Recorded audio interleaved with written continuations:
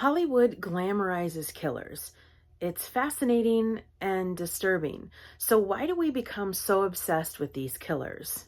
Maybe because we just can't comprehend that human beings can become monsters and that we live in a world where evil people do what they do. Hello, my miracles, and welcome to Coffee and Crime.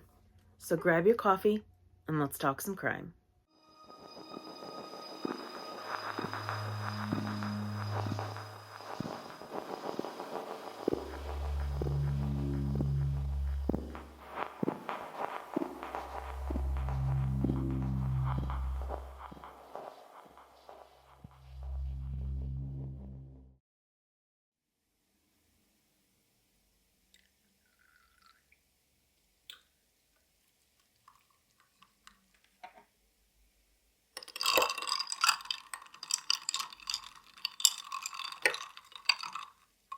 Plainfield, Illinois in 1957 was thrust into the spotlight when one of their own was discovered to be a murderer and a body snatcher.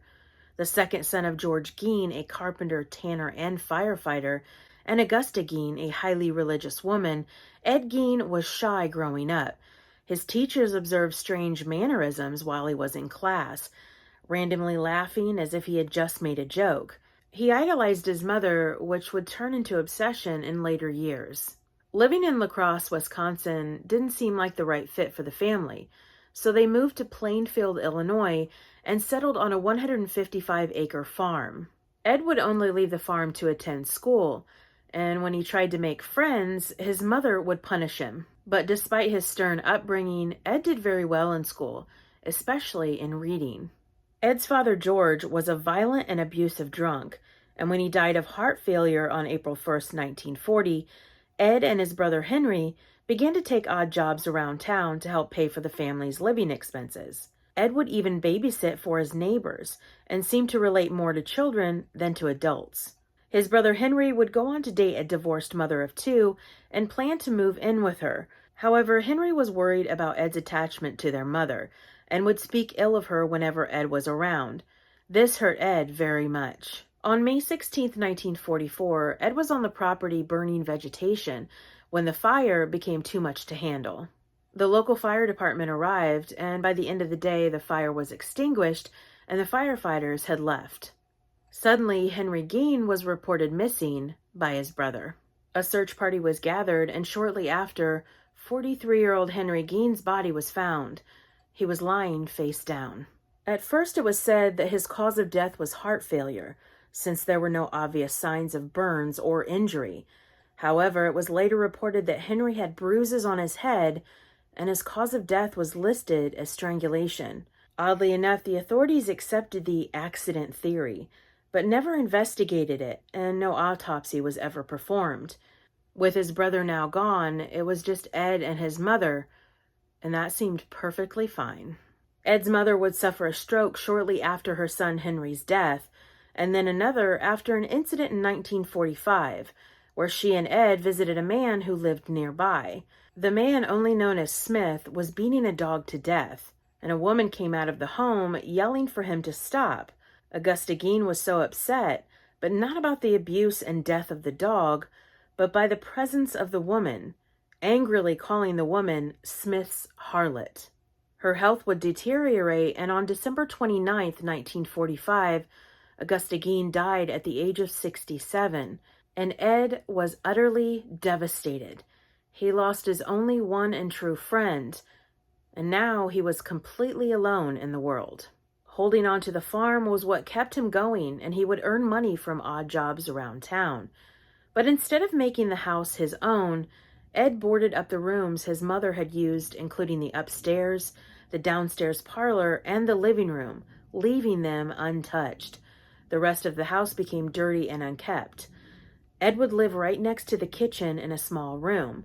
Around this time, he became interested in pulp magazines and adventure stories, especially those involving cannibals. On the morning of November 16, 1957, 58-year-old Bernice Warden, a hardware store owner in Plainfield, disappeared.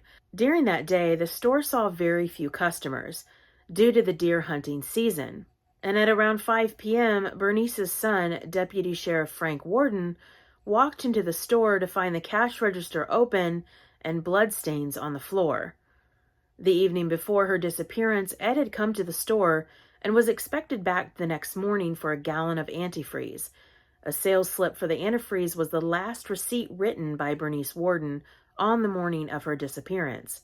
That evening, Ed would be arrested at a Plainfield grocery store. The sheriff's department made their way to Ed Gein's farm, and what they found was unlike any horror they had ever seen. Bernice Worden's decapitated body was found in a shed on Ed's property, hung upside down by her legs, with a crossbar at her ankles and ropes at her wrist. Her torso had been dressed like a deer, and she had been shot with a .22 caliber rifle. Mutilations were made to her body after her death. But that wasn't all. Searching his home, they found whole human bones and fragments, a wastebasket made of human skin covering several chairs, human skulls mounted on bedposts, bowls made of human skulls, a corset made from a female torso, leggings made from human skin, masks made from the skin of female heads, a pair of lips on a window shade drawstring, and other unthinkable horrors. Ed was questioned, and he admitted that between the years of 1947 to 1952, he made as many as 40 nightly visits to 3 local graveyards to exhume recently buried bodies. He claimed to be in a daze-like state while doing it.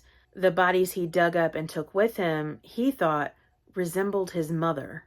Soon after his mother's death, Ed began to create a woman's suit so that he could become his mother, so that he could crawl into her skin. 51-year-old Mary Hogan, a tavern owner who went missing on December 8, 1954, was found among Ed's trophies. He admitted to shooting her, though he denied any memory of the details surrounding her death. On November 21, 1957, Ed was arraigned on 1 count of first-degree murder, where he pled not guilty by reason of insanity. He was diagnosed with schizophrenia and found mentally incompetent, thus unfit for trial. But in 1968, doctors determined he was mentally able to confer with counsel and participate in his defense. Ed Gein went to trial on November 7th of that same year. At the request of the defense, Ed's trial was held without a jury. He was found guilty on November 14th, and a second trial was held dealing with his sanity. In that trial, he was found not guilty by reason of insanity and ordered to be committed to Central State Hospital for the criminally insane. Ed Gein was tried for only one murder, Bernice Worden's, where he claimed that on the day of her disappearance, he was in the hardware store examining a gun when the weapon discharged, killing Bernice accidentally, but he stated that he didn't know if Bernice's murder was intentional or accidental. Ed's home, the outbuildings, and his 195-acre property were appraised at $4,700 at the time. Worried that the house and land would become a tourist attraction, an auction was scheduled on March 30th, 1958, to auction off everything, including Ed's possessions. However, on March 20th, the house was destroyed by fire. Arson was suspected, but never officially determined. When Ed learned of this, he simply shrugged his shoulders and said, "Just as well." Ed Gein would die on July 26, 1984, at the age of 77, from respiratory failure, secondary to lung cancer. He's buried between his parents and his brother in the Plainfield Cemetery.